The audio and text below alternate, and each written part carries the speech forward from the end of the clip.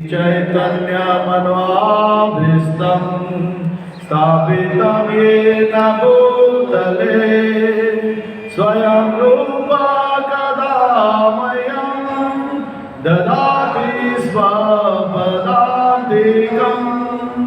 वन्देऽहं श्रीगुरु श्रीयुतपदकमलं श्रीगुरून् वैष्णवांश्च श्रीरूपं साग्रजातं सहजना रघुनाथान्वितां तां सजीवं साद्वैतं सावधूतं परिजनासहितं कृष्ण चैतन्यदेवं श्रीराधां कृष्णपादां सगना ललिता श्रीविशाखान्वितं च हे कृष्णा करुणा सिन्धु दीनबन्धु जगत्पते गोपेश गोपिकान्त राधाकान्त नमस्तुते तप्त कांचन गौरांगी राधे वृंदावनेश्वरी वृषभानुसुते देवी प्रणमामि हरिप्रिये वाञ्छाकल्पतरुभ्यश्च कृपा सिन्धुभ्यैव च पतितानां पावनेभ्यो वैष्णवेभ्यो नमो नमः। जय श्री कृष्ण चैतन्य प्रभु नित्यानंद श्री अद्वैत गदाधर श्रीवासादि गौर भक्त वृंद हरे कृष्णा कृष्णा कृष्णा हरे हरे हरे राम राम राम हरे हरे।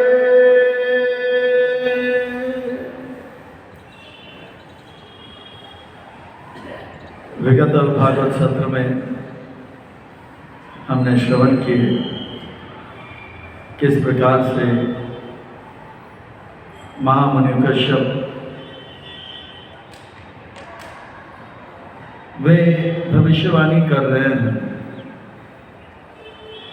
और इस पद्य में भी एक भविष्यवाणी किया जा रहा है। वे बता रहे हैं कि तदा विश्वेश्वर क्रोधो, वो विश्व का ईश्वर क्रोधित होकर आएंगे।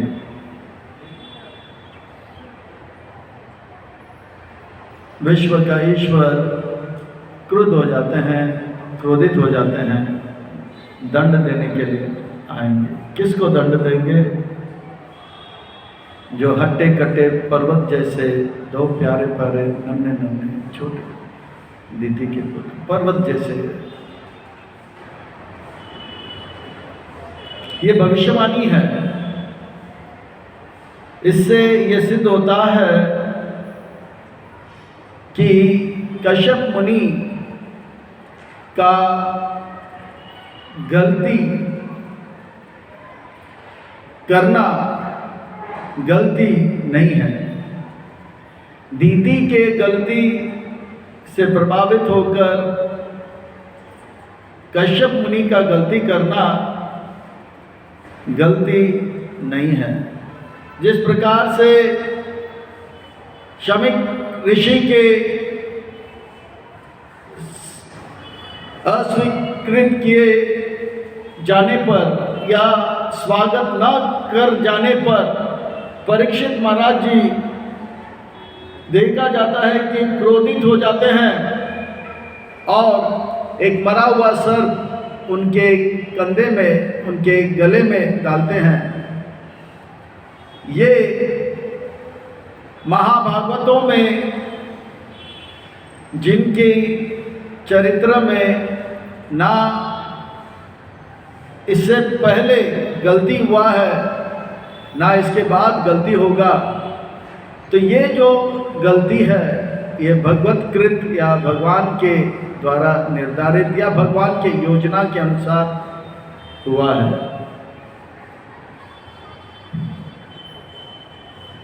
कश्यप मुनि को माध्यम बनाकर भगवान हिरण्यकशिपु हिरण्याक्ष को जन्म देंगे और खुद वराह रूप में और नरसिंह रूप में दिव्य जन्म लेंगे। तो यहाँ पर कश्यप मुनि भविष्यवाणी कर रहे हैं, अगर कश्यप मुनि एक साधारण व्यक्ति होता तो अपने पत्नी के कामुकता से वो भी कामुक होकर पूरी तरह से मोहग्रस्त हो जाता, और एक कामुक व्यक्ति को भविष्य दिखाई नहीं पड़ेगा। जैसे एक व्यक्ति जो क्रोधित है उसे दूसरे की अच्छाई दिखाई नहीं पड़ता है, जो मोहग्रस्त व्यक्ति है सामने वाला वस्तु को ठीक से समझ नहीं पाता है। तो इनका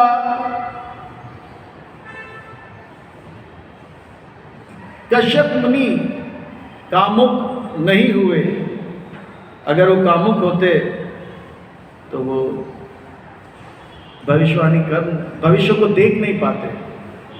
जो व्यक्ति कामुक हो जाता है, क्रोधित हो जाता है, लोभी हो जाता है, वो वर्तमान को ठीक से समझ नहीं सकता है, तो भविष्य को क्या समझेगा। जैसे दो भक्त क्रोधित हो जाते हैं, श्रील भक्ति सिद्धांत सरस्वती ठाकुर उन दोनों भक्तों को सामने लाते हैं। ये भक्त ने ऐसा किया, वो भक्त ने वैसा किया, ये भक्त सही है, वो भक्त गलत है, दोनों को सामने लाते हैं। वे दोनों को कहते हैं कि आपने वैष्णव अपराध किया है, आपने भी वैष्णव अपराध किया है। अब वैष्णव अपराध से मुक्त होने के लिए आपको वांछा कल्पतरुभ्यश्च कृपा सिंधु भैवच पतितानां पावनेभ्यो वैष्णव करना पड़ेगा। प्रणाम करो और उस भक्त के अंदर 3 अच्छे गुणों को बताओ। वो क्रोधी भक्त बहुत प्रयास करता है क्योंकि क्रोधित है, क्रोध से अंधा हो जाता है। फिर भी गुरुदेव सामने है, 3 अच्छे गुणों को बताओ, तो उसको क्रोध को शांत करना पड़ता है। तब जाके वो भक्त के अंदर गुरुदेव वो अच्छा कीर्तन करता। मुझे मत बताओ, उस भक्त को बताओ, आप अच्छा कीर्तन करते हो, आप अच्छा तिलक लगाते हो, आप अच्छी तरह से जो है जपा करते हो, और आप भी इनके अंदर अच्छे गुण को तो उनको जबरदस्ती क्रोध को ठंडा करना पड़ता है, तब जाके अच्छे गुण दिखते हैं। ये अच्छे गुण क्रोध में जब होता है तो नहीं दिखाई देता। इसलिए अगर कश्यप मुनि कामुक होते तो भविष्य को नहीं देख पाते। भविष्य को तो देखना दूर की बात, भगवान को तो समझ ही नहीं सकते हैं। यहाँ पे कश्यप मुनि भगवान का योजना को बता रहे हैं। अगर वो कामुक होता तो भगवान की योजनाओं को वो समझ कभी नहीं पाता।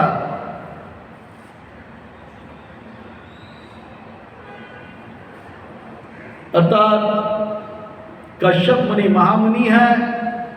हम देखेंगे आगे जाकर स्वयं वे भगवान के पिता भी बनेंगे। जो भगवान के पिता बनने वाले हैं वो क्या कामुकता के द्वारा कामुक हो गया,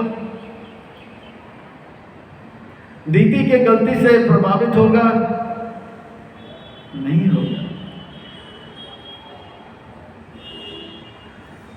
ये भगवत कृत भगवान की योजना को जानने में क्या वो सक्षम होगा?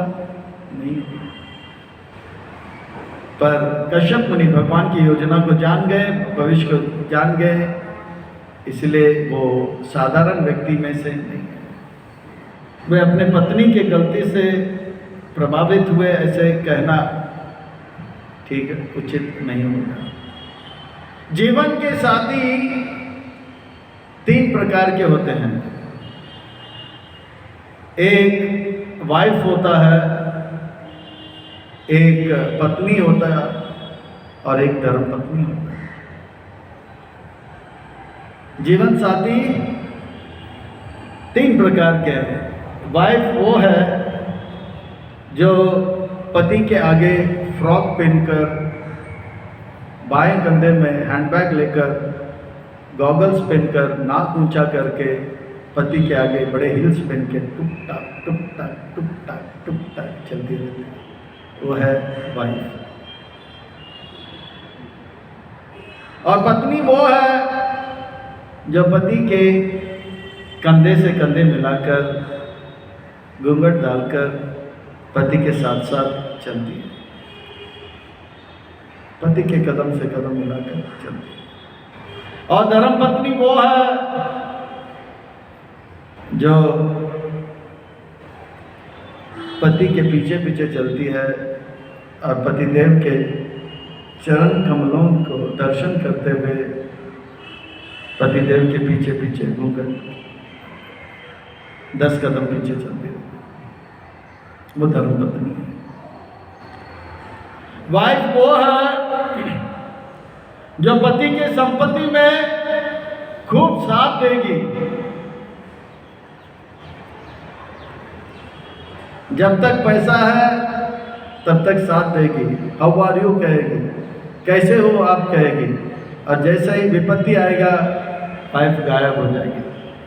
जैसे ही विपत्ति आएगा तो बोलेंगे हु आर यू, कौन हो आप। यह है वाइफ जो पति के संपत्ति में साथ देती है और पति का विपत्ति आता है तो साथ नहीं। और पत्नी वो है जो पत्नी वो है जो पति के संपत्ति में भी साथ देती है और विपत्ति में भी साथ देती है। और धर्मपत्नी वो है जो पति के संपत्ति में भी साथ देती है, विपत्ति में भी साथ देती है और पति के भक्ति में भी साथ देती है, वो है धर्म पत्नी। तो दीदी कौन से श्रेणी के जीवन साथी है, वाइफ, पत्नी या धर्म पत्नी? दीदी जो है पति के भक्ति में साथ नहीं दिया, इसीलिए धर्म पत्नी कहना अब के लिए ठीक नहीं है। आज के इस प्रसंग में दीदी कामुकता से प्रेरित हो गई है, 6ठे स्कंद में क्रोध से प्रेरित हो जाएंगी और कहेगी कि मेरे 2 प्यारे प्यारे नन्हे नन्हे गोल मटोल पर्वत जैसे पुत्र को इंद्र ने मारा, इंद्र को मारने के लिए क्रोधित हो गया।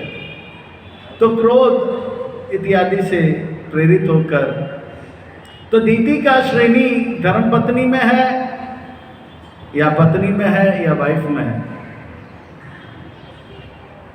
अगर वो वाइफ होती तो बड़े बड़े सैंडल्स डालकर आगे चलते जाते थे। उनका गिनती पत्नी में आता है, संपत्ति में और विपत्ति में, पर भक्ति में उन्होंने साथ नहीं दिया। पति ने कहा ये समय संध्या का है भक्ति करने के लिए, तो उन्होंने भक्ति में साथ नहीं दिया, इसलिए वो धर्म पत्नी इस प्रसंग में, इस समय पर वो धर्म पत्नी नहीं है, वो पत्नी है, पत्नी। पर दीदी का खूबी क्या है? उन्होंने गलती किया पर गलती को स्वीकार किया और गलती में सुधार लाने का भी प्रयास करा। जैसे पिछली बार मैंने कहा, गलती करना प्रकृति है, बद्ध जीव का प्रकृति है। गलती करना बद्ध जीव का प्रकृति है, पर गलती को स्वीकार करना संस्कृति है और गलती में सुधार लाना ये प्रगति है। दीदी का संस्कार है, वो रोज मंगल आरती आया करती थी और प्रभुपाद जी तात्पर्य में लिखते हैं वो शिव जी का उपासना भी किया करती थी, अच्छा पति मिलेगा। मंगल आरती जपा वगैरह करती थी, उनके पिताजी दक्ष के साथ, उनके बहन के साथ आती थी। पर ऐसा था कि अदिति जो है हमेशा पहले आती थी, अच्छी तरह से जप करती थी, पर दीदी जो है जपा में थोड़ा थोड़ा, पर अदिति बड़े ध्यान से जप करती थी, हरे कृष्ण कृष्ण कृष्ण हरे हरे, हरे राम हरे राम। इसीलिए अदिति जो है आगे जाकर भगवान की माँ बन जाती है। 8वें स्कंद में कथा है, आप सब इस कथा से अवगत है। पर दीदी थोड़ा हल्का फुल्का भक्ति कर रही थी, इसीलिए उनके पुत्र जो है इस पूरे ब्रह्मांड के सबसे बड़े कलनायक हुए, सबसे बड़े कलनायक। तो ये भविष्यवाणी किया जा रहा है कि आपके बेटे जो हैं बहुत ही खतरनाक होंगे। कितना खतरनाक होगा? स्त्रियों को, भक्तों को और ब्राह्मणों को कष्ट देंगे, देवताओं को भी कष्ट देंगे। और जब ऐसा होता है तो भगवान क्रोधित हो जाते हैं। तदा ईश विश्वेश्वर क्रोधित होके, क्रोधात भगवान लोकपालनम, वो भगवान क्रोधित हो जाते हैं। देखते हैं कि पूरे जगत में ताप ही ताप भर दिया है। और जैसे आज हमने यह सच्चिसुत अष्टकम में गाए, ये भाव इस श्लोक में भी प्रकट होता है। सततं जनता भवतापहरं परमतपरायण लोकगते, सततं जनता भवतापहरं परमतपरायण लोकगते, सततं जनता भवतापहरं परमतपरायण लोकगते। सब बोलिए, जनता भवतापहरं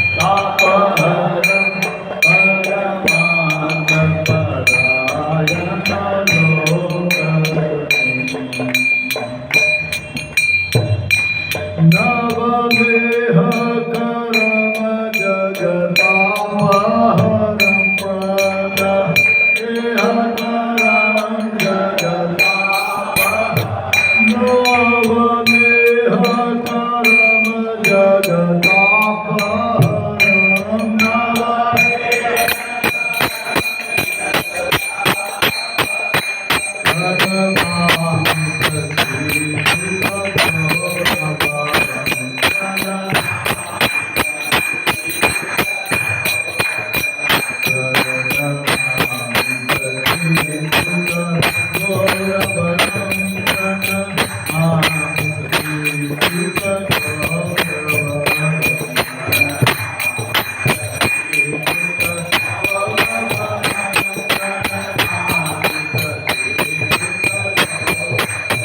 नवदेह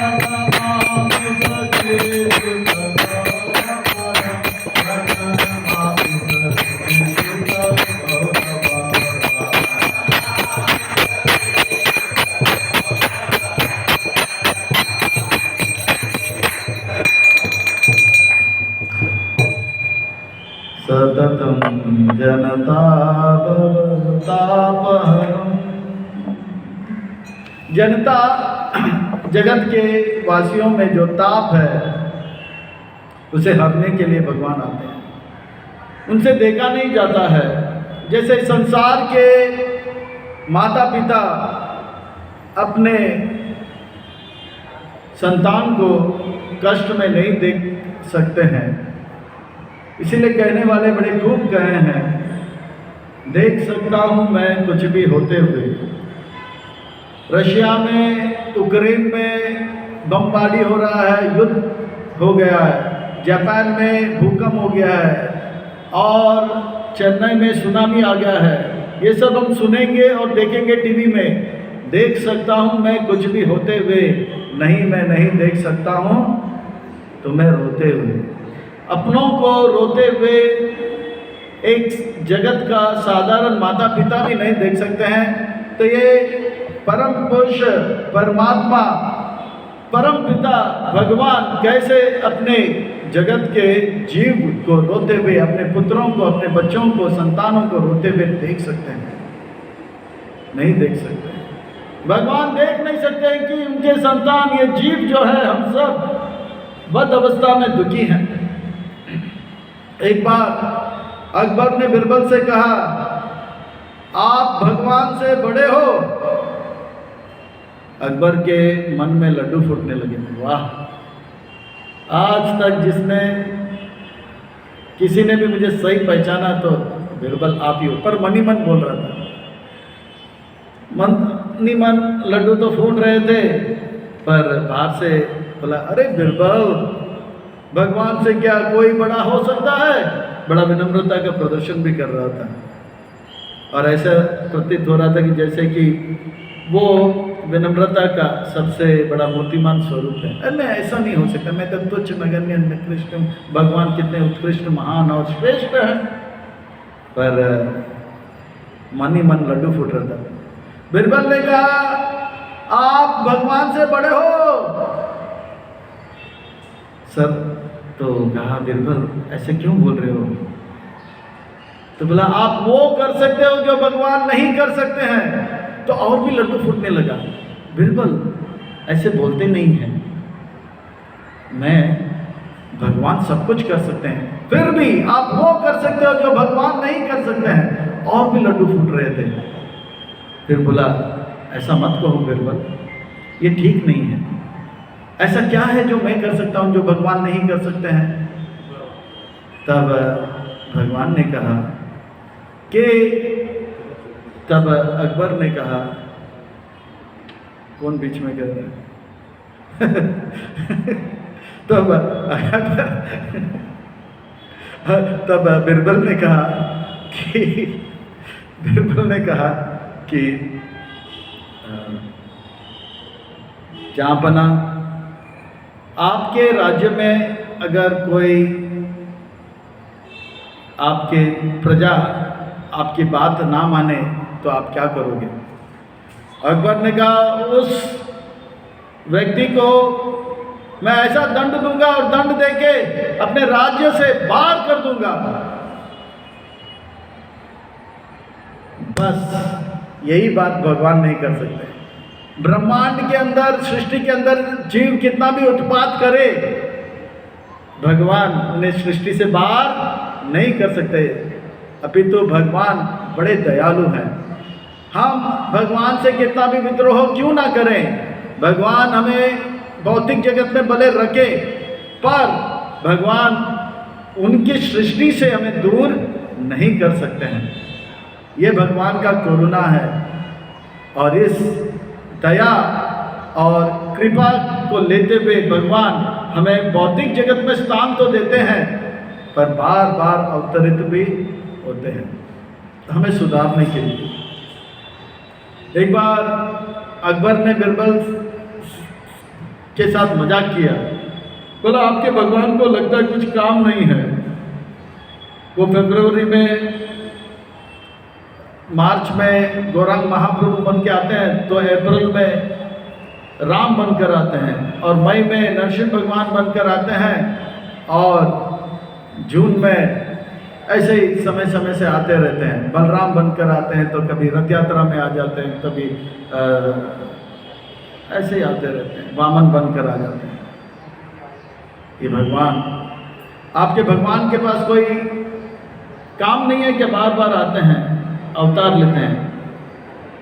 मान लिया कि ब्रह्मांड में उत्पात मच रहा है, तो उनको ठीक करने के लिए अपने अनुयायियों को भेज सकते हैं। जैसे प्राइम मिनिस्टर बार बार नहीं आता है उत्पात होने पर, वो पुलिस को भेजते हैं, मिलिट्री को भेजते हैं, कोई मंत्री को भेज सकते हैं, उनके पास कुछ करने के लिए नहीं, इसलिए बार बार आते हैं। तो बिरबल ने कहा जापना बात ऐसा नहीं है। तब अकबर ने कहा बिरबल, इस बात को सिद्ध करने के लिए आपको मैं समय देता हूँ। आप कह रहे हो कि भगवान आते हैं और उनके पास कुछ काम है इसलिए आते हैं, मैं कह रहा हूँ काम नहीं है, ये सिद्ध करो आप। तो बोला ठीक है। मैं अगले दिन जहाँपना से कहा कि आप जो है सबको, हम सब जो है थोड़ा सा भ्रमण करते हैं। आगरा का भ्रमण हुआ, एक जलाशय आया, और जैसे ही जलाशय आया तो बिरबल ने देखा अकबर रथ पे आरूढ़ था। फिर अकबर के नज़दीक से उनका पोता को उठाया और एकदम से उस जलाशय में फेंक दिया। और जैसे जलाशय में फेंका तो उसका पोता जो था कमर तक अंदर गया, छाती तक अंदर गया, गले तक अंदर गया। अकबर दाएं देखा ना बाएं, और वो ने छलांग लगाया और वापस अपने पोते को बचा कर लाया। फिर बाद में देखा वो पोता नहीं था, पोता का एक मोम का पुतला था। बिरबल को डांटा, ऐसा क्यों किया?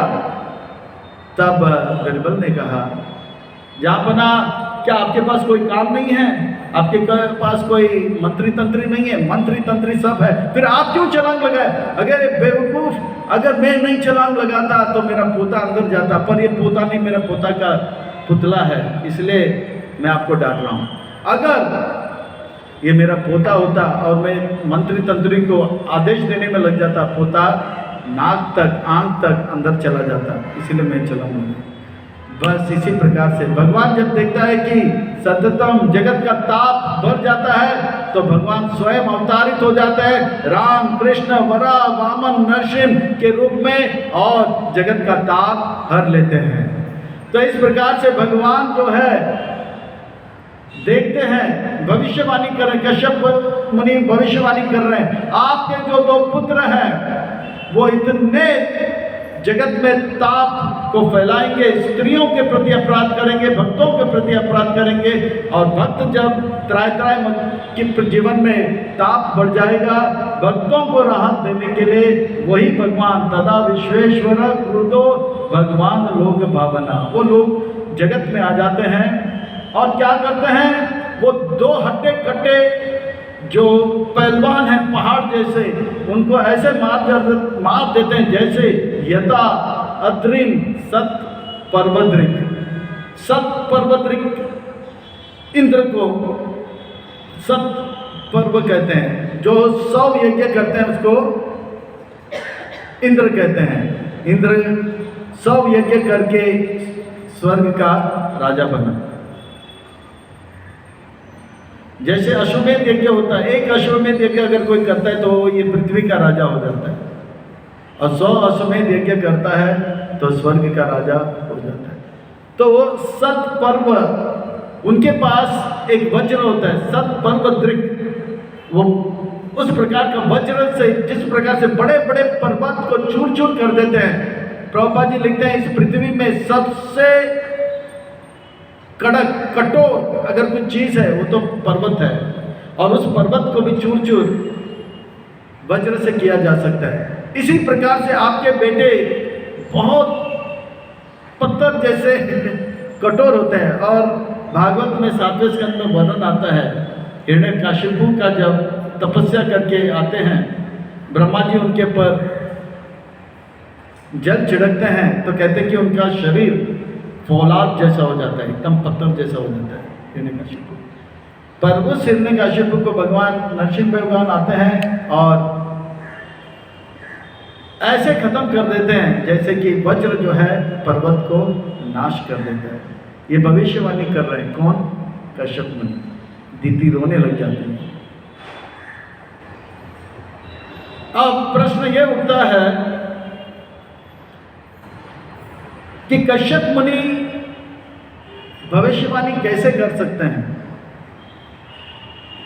अगर वो कामुक होता, अपने स्त्री से प्रभावित होता, तो वो स्त्री जो है वो आत्मा है वो भी नहीं देख पाता, मैं भी आत्मा हूं वो भी समझ ना पाता, और भगवान को समझने की बात तो दूर। कामुक व्यक्ति क्या समझता है कि ये स्त्री है, ये भगवान का अंश है, इसका शोषण नहीं करना समझता है। नहीं, कामुक व्यक्ति तुरंत स्त्री के सौंदर्य से प्रभावित हो जाता है और वो चमड़ी को देखता है, चमड़ी के अंदर जो मांस है उसे भी नहीं देख पाता है। तो ये कामुक अगर होता कश्यप मुनि, तो क्या वो भगवान के बारे में कह सकता? कामुक व्यक्ति तो भगवान को तो दूर, कामुकता में इतना प्रवृत्त हो जाता है कि वो स्त्री जो है उनके सामने खड़ी है, वो आत्मा है वो भी नहीं जान पाता। वो तो उसका चमड़ी देख के ही लाल पीला हो या पानी पानी हो जाता है।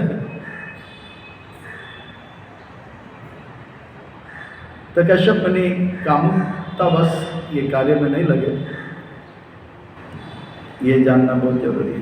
और तुरंत दीदी को वो बताते हैं आपने जो किया ये गलत है और इसका परिणाम यह है कि 2 पुत्र होंगे और वो बहुत दुष्ट होंगे और उनको मारने के लिए, उन दुष्टों को मारने के लिए भगवान आएंगे। ये इतने बड़े दुष्ट हैं कि देवता भी उन्हें मार नहीं सकते हैं, इसलिए भगवान आते हैं और उनको ये करते हैं। कश्यप मुनि महामुनि हैं, भगवान का योजना को समझ गए। कौन भगवान का योजना को समझ सकता है? कोई साधारण व्यक्ति भगवान का योजना को समझ सकता है? नहीं। तो कश्यप मुनि भविष्यवाणी कर रहे हैं, भगवान का योजना को प्रकट कर रहे हैं, समझा रहे हैं शब्दों में, और आगे बताएंगे। दीदी जब रोने लग जाती है, अन्वय विन्वय करने लग जाती है, कहते कि ठीक है आपके लिए एक डिस्काउंट है, हमारा पोता जो है एक महान भक्त बनेगा, और वो उनको जब आपका बेटा मारने जाएगा तब भगवान आएंगे, उसको खत्म करेंगे। और प्रहलाद महाराज का बारे में भी भविष्यवाणी आगे जाके करेंगे। पर यहाँ पर ये भागवत के से ये शिक्षा लेना है हमें कि भगवान को योजना को अगर हमें समझना है तो हमें अच्छी तरह से भक्ति करना होगा, और अच्छी तरह से भक्ति करेंगे तो धीरे धीरे पता लगेगा कि भगवान कितने दयालु हैं, कृपालु हैं, और उनके अंदर कितना हमारे प्रति जो है प्रेम है कि हम बार बार गलती करते हैं और हमारे गलती को सुधारने के लिए वो बार बार आते हैं। कबीर एक संत महात्मा हुए, एक सुंदर भजन लिखते हैं। उस भजन में एक पंक्ति आता है, उसमें वो कहते हैं कि भगवान आप बहुरंगी हो। बहुरंगी क्या अर्थ होता है? जो रूप बदलता है, जो रूप बदलता है। डबल रोल, ट्रिपल रोल, चौपल रोल ऐसा करते हैं। बहुत पहले एक चलचित्र आया था, उसमें संजीव कुमार 9 रोल करते हैं। ब्राह्मण के जैसे आते हैं, फिर क्षत्रिय के जैसे आते हैं, फिर वैश्य के जैसे आते हैं, शूद्र के जैसे आते हैं, फिर नौजवान के जैसे आते हैं, बूढ़ा जैसे आते हैं। ऐसे 9 रोल में आते हैं। मिलिट्री ऑफिसर, अकाउंट्स वाले, ऐसे 9 रोल में आते हैं। एक ही आदमी 9 रोल लेते हैं, तो उसको बहुरूपी कहते हैं, बहुरूपी। तो भगवान से कबीर जी कह रहे हैं आप केशव हो। केशव दीता नर रूपा जय जगदीश हरे, केशव दीता वामन रूपा जय जगदीश हरे, केशव दीता राम रूपा। अब बार बार रूप बदल के आते हो, इसलिए वो गाते हैं बहुरंगी बहुरंगी बहुरंगी बहुरंगी। बहुत सुंदर, बहुत सारे पंक्ति चलते हैं। इसमें ये बताते हैं कि भगवान आप जीव के दया करने के लिए, जीव को सुधारने के लिए कितने बार अवतार लेते हैं। बहुरंगी बहुरंगी बहुरंगी, अवतार पे अवतार, अवतार पे अवतार। और भागवत में ऐसा वर्णन आता है कि भगवान का अवतारों का कोई गिनती नहीं है। अवतारा नाम असंख्यायाम, असंख्य अवतार हैं। समुद्र में कितने लहर हैं वो उसका गिनती हो सकता है, आकाश में कितने तारे हैं उसकी भी गिनती हो सकती है। भगवान ने कितने अवतार लिए इसका कोई गिनती नहीं हो सकता। ये भगवान का प्यार है, करुणा है, दया है, कृपा है, जीव के ऊपर सुधारने के लिए आते हैं। भगवान इतना प्रयास कर रहे हैं हमें सुधारने के लिए, और हम इतने हट्टी है कि हम सुधर नहीं रहे हैं। कट्टी आपसे बट्टी नहीं करेंगे।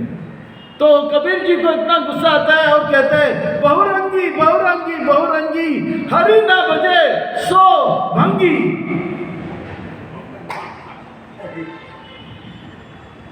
भंगी कौन है? जो नीच है, निकृष्ट है, तुच्छ है, उसको हम भंगी बोलते हैं।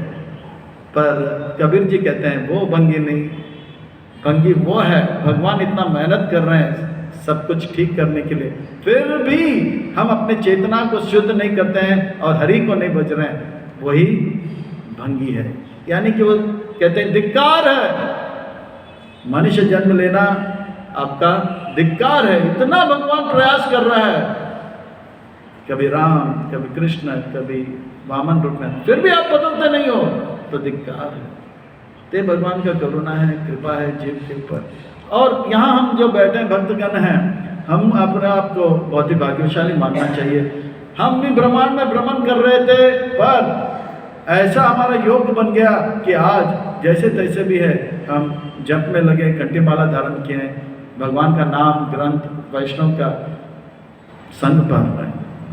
ये अहेतु की कृपा है, एक महान वैष्णव का अहेतु की कृपा है, नहीं तो ये कभी नहीं होता। एक बार नवगेंद्र महाराज प्रभुपाद जी से कह रहा था, मेरे भविष्यवाणी में ऐसा लिखा है कि एक समय ऐसा आएगा कि मेरा भाग्य खुल जाएगा। मेरे एक जीवन में एक ऐसा समय आएगा जब मेरा भाग्य खुलेगा। तब प्रभुपाद जी बोलते हैं वो समय आ गया है और मैंने आपका भाग्य खोल दिया। अब आप जो है वो पंडित है, कश्मीरी पंडित हैं, तो बोला आपका भाग्य खोल दिया, मैंने आपको स्मार्त से वैष्णव बना दिया, ये आपका भाग्य है। तो इस प्रकार से प्रभुपाद जी ने केवल उनका ही नहीं, हम सब का भी भाग्य खोल दिया है। हम भी जैसे तैसे थे, अपार करुणा प्रभुपाद जी के पाप कर हम अब जो है भक्ति के मार्ग में अग्रसर हो रहे हैं और अपने जीवन को सार्थक करने के मार्ग में हमारा भाग्य का उदय तो हुआ है।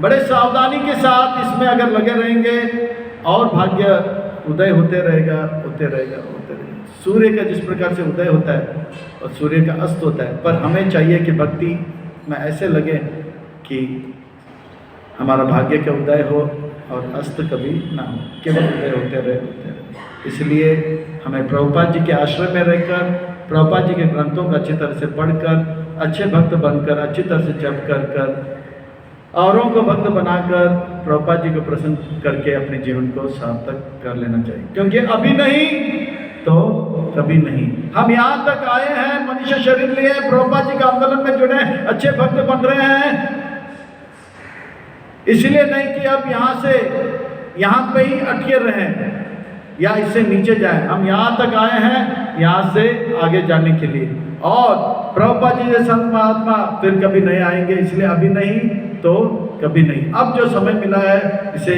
बड़े सावधानी के साथ उपयोग करें और अपने जीवन को सार्थक करें। हरे कृष्ण।